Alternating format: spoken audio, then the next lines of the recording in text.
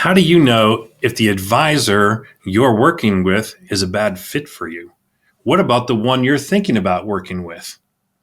Today, we're going to see what are some red flags that you should process before either A, hiring a financial advisor, or B, firing and going into a new relationship. Let me grab Walt. We'll dive right in.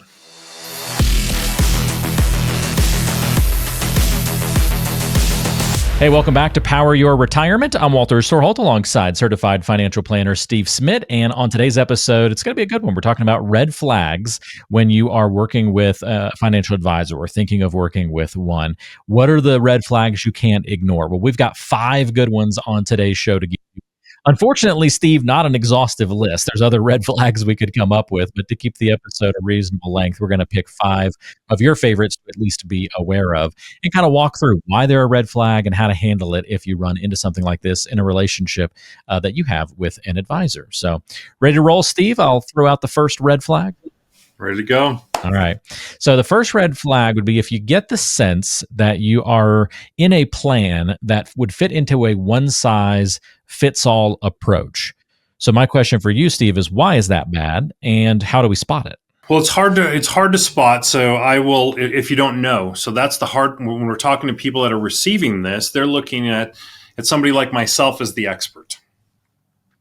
And so you want to have a couple pieces that you could start to look at. And if they pull out some kind of brochure, handout, whatever it is, and there's 5 different models: aggressive, growth, moderate, conservative, defensive, and they've got 5, and they're trying to figure out where to plug you in, it's probably not a good, it's not probably not going to be a great fit. Now, why do you say that? Well, that's actually not a bad thing to have those models. That isn't the bad part. The bad part is you're probably dealing with someone who is a little bit newer in the business, not quite as confident to figure out what your goals are and what you need, and because everybody's complex, just to shove everybody into one thing is a little rough, because everybody's very complex. And just to throw you into that is probably a funnel that some kind of company said, hey, you know what? Ask these questions and throw them into one of these models based on risk, or risk questionnaire, or age, or whatever. So it was almost predetermined before you even got there. And that's something to be careful with. You want to have a seasoned advisor that can take all of your education and retirement and second home and charity and all of these different things. Some are short-term buckets, some are long-term buckets, some are medium. And I always tell everyone, maybe this will help, that the last thing we're going to talk about is investments. Because if I don't understand everything about your financial life and all those intricacies that I just mentioned, that may or may not have fit, be part of your life for those listening. And so maybe all of them are. If I don't understand all of that, then how in the world would I recommend an investment? So somebody who's leading with investments, run, is what I would say. Okay, very good. So watch out for that one-size-fits-all approach. Another red flag we wanted to bring up on the show today is if you see that your advisor, or the one you're thinking of working with, always seems to be in sales mode, that could be a red flag. Couple of things with this one, Steve. Again, kind of why is that bad? I mean, at the end of the day, they're kind of selling you on their services. So is it bad to be in sales mode all the time? What does sales mode look like? And what's just the overall risk if that's who you're working with? What does that expose you to? Sure. So there's a couple different versions, and I'll keep it compliance light here. Because I could go into some details and in the weeds, which wouldn't be good. So one sales mode is the person you're working with, the financial professional you're working with, sells products.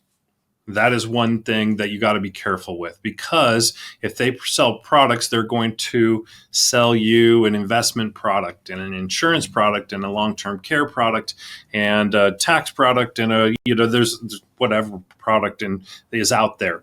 And that isn't bad, but that's probably not the approach of, it's like if everything's not a nail. So, it's like we want to make sure that we're taking what do these people need that we're working with, and find it and then apply that on the back end, whatever it is, rather than, hey, there's this new life insurance thing out.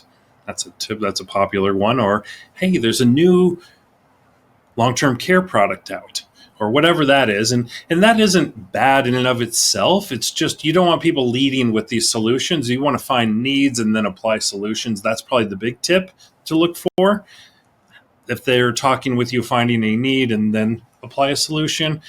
The other one to be mindful of is if you are in a product and they keep saying, hey, you've got the ABC product. Guess what? The next new product, the 1, 2, 3 is out. Maybe we'll replace that. And if you hear the word replace, be very cautious, because that really usually means new commission for. I'm not saying it's illegal or anything like that. There is churning, but even if you got to be careful with that, because that is new commission usually for the sales professional. So be very careful when you hear the word, oh, we're going to replace that, and we're going to replace that, and we're going to replace that over time. So I would give you those two things to be very careful. Yeah. Are the things that are being recommended when they're new products or sales or changes, can you easily identify the benefit to you? Or is it just sound kind of like, if you're not noticing that benefit, that would be a red flag. I love that word, let's replace or upgrade or, shift over maybe, but into something similar, that would be a red flag, I feel like, for a lot of people to be aware of. But that's a hard one to spot all the time for folks. But I like your thought process of, if it's the only thing you're hearing about, then that's the red flag too. There should be other communication happening, education, hey, heads up on things. That would define at least a more well-rounded relationship with your advisor. So keep all those things in mind for sure. 100% agree. Something that goes kind of along with that, Steve, would be another red flag, and it would be very little information gathering.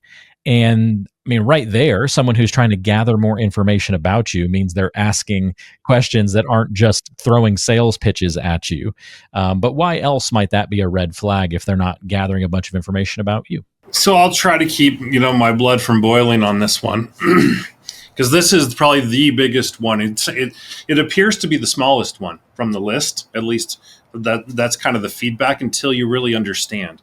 Because in financial services, it's easy just to kind of have a product and try to shove as many people into the corners of it as possible. Especially if it's a profitable one, or it's your favorite one, or the one that you know the best. There's a lot of reasons why a professional might want to do that. But if they're not leading with, hey, I want to get to know you, I want to get to know everything about you financially, and I want to get to know why you're engaged, why are you reaching out?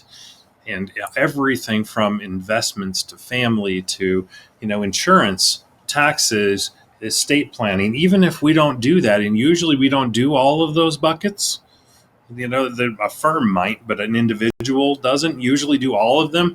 They may give advice on all of them, but they definitely don't. Usually you don't have a lawyer and a CPA and a CFP all in one person. It's rare.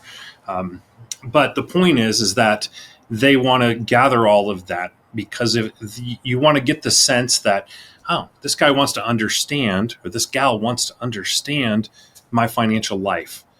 And if they're taking due diligence and time to put together that financial plan and invest in you and your family, especially if they're even willing to invest in you and your family and not mandatory a check up front before they've even done anything, that's another potential red flag. At least that's the way I do it. I'm taking a risk on you. You're taking a risk on me. Let's get to know each other and make sure there's a good fit. And if we get to that point, then we'll apply some products and we'll work towards goals together. But very little information gathering, that's just product sales, and that's you're probably going to have a low probability of getting exactly what you need. Yeah, it goes hand in hand with that prior one. You segued nicely into our fourth red flag when you started talking about compensation and payment and those kinds of things. Man, this should be an easy one to spot, because it should be transparent. There should be very obvious disclosure of how compensation, payments, those kinds of things are happening. So the flip side of that, if there's no fee transparency, that would be a major red flag and something you've got to look into further. Yes, and I run into this. Is your blood about to boil more? So this is the second one that really gets me going, because you should always know what you're paying, and if you don't, you should be very comfortable to ask if you forget, even if it was told or if it's in the paperwork or all those things. Obviously, they're not going to lead with that every time. They just remember, this is what I charge you. I mean, they're probably not. That'd be weird. But you should always know whether it's a flat fee. That's the easiest one to remember. I pay a percentage of whatever, or I pay a flat fee of whatever. Those are great relationships.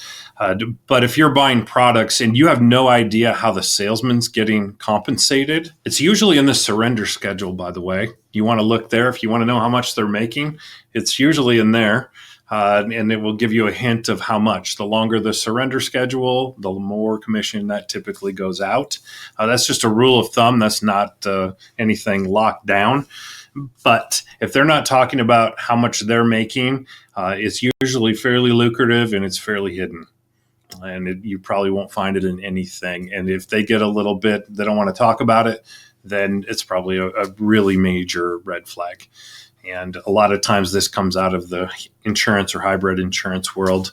But if you get into any kind of fee-based planning or fee-only planning, everything should be very transparent. So I would encourage everybody to get into a relationship, and this is just my opinion, get into a relationship that's willing to invest in you and not get everything up front. Invest in the long-term relationship for your success and for theirs. Yeah, you keep hitting on a key point too. This should feel like a relationship when you're working with a true financial advisor, not just someone you casually talk to every once in a while to hear the latest sales pitch or that kind of thing. It should be a little bit deeper. Hopefully that you get that not just from this episode, but the other things that we talk about on this show often. We try to certainly let that resonate and come through with how we talk about this industry and planning for retirement and your finances and what a role of an advisor really looks like. Takes us to our final red flag, Steve. If you have an advisor that talks more than they listen, they could just be verbose, but also could be a red flag, right? It is. And I'm going to tie in probably a little bit of a few other ones to make sure this comes full circle, almost in like a summary one, but it is its own thing.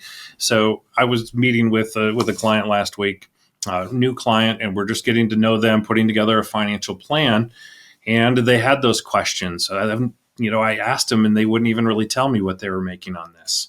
And they weren't disclosing that fee, but they also were talking more than they listened. You just kept talking about this thing and how it's indexed and it's tied to this and that. And, this is a great product. And then they said, but I've only been making about 2.5% per year on this. And the market's been doing great over the last 10 years.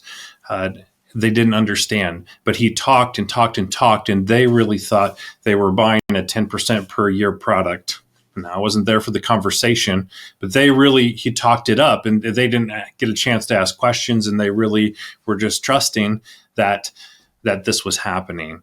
And if somebody is there that's very dominant and just really talking up the product and how great it is and just going on and on and on until we get to the point where we're signing something, it's usually a red flag, and it's something you don't want to get involved in a lot of times.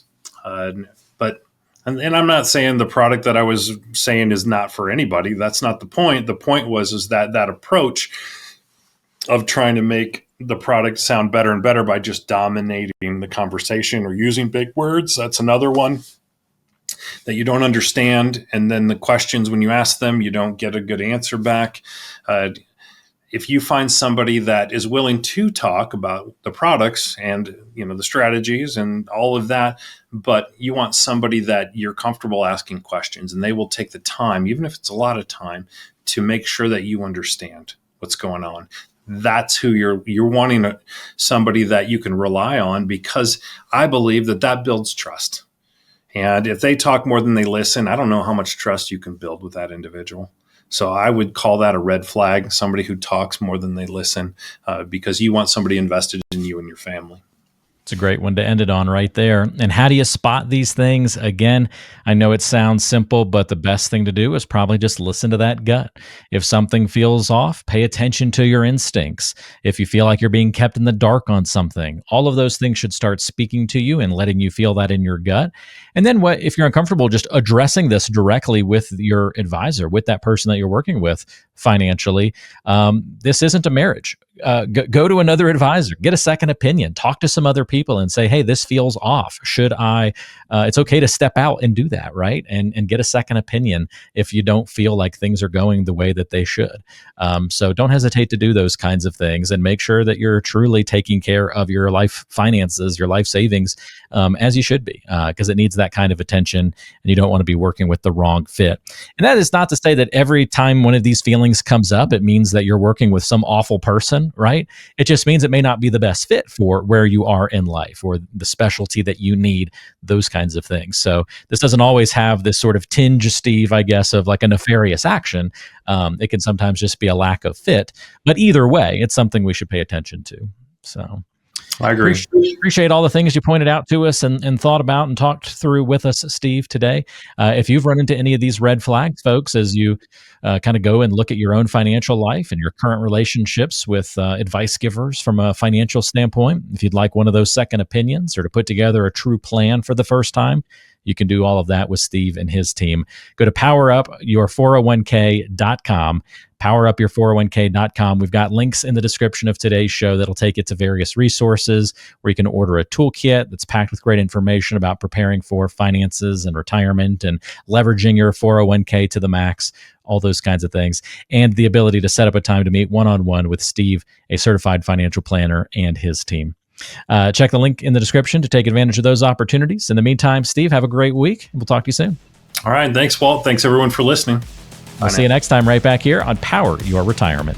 This podcast is provided by Powerhouse Financial Advisors, an independent firm with advisory services offered through Parson X Advisory Services, Inc., PAS, a federally registered investment advisor. The information provided is for informational and educational purposes only and should not be considered as personalized investment advice. PAS does not guarantee the accuracy, completeness, or suitability of this information for your specific circumstances. Investment decisions should be based on an individual's goals, time horizon, and risk tolerance. Past performance is not indicative of future results, and all investments carry a degree of risk, including the potential loss of principal. Any case studies, testimonials, or endorsements shared in this podcast are illustrative of individual experiences and may not be representative of the experience of all clients. They do not guarantee future performance or success. You should not infer any level of assurance regarding future financial outcomes. Listeners should consult with a qualified financial, tax, or legal professional before making any investment decisions. Parson X Advisory Services, Inc. does not provide tax or legal advice. Be sure to consult with your tax and legal professionals regarding your specific circumstances. For a copy of our Form ADV Part 2A, which provides additional information about PAS, including our advisory fees and services, please visit powerhousefinancialadvisors.com.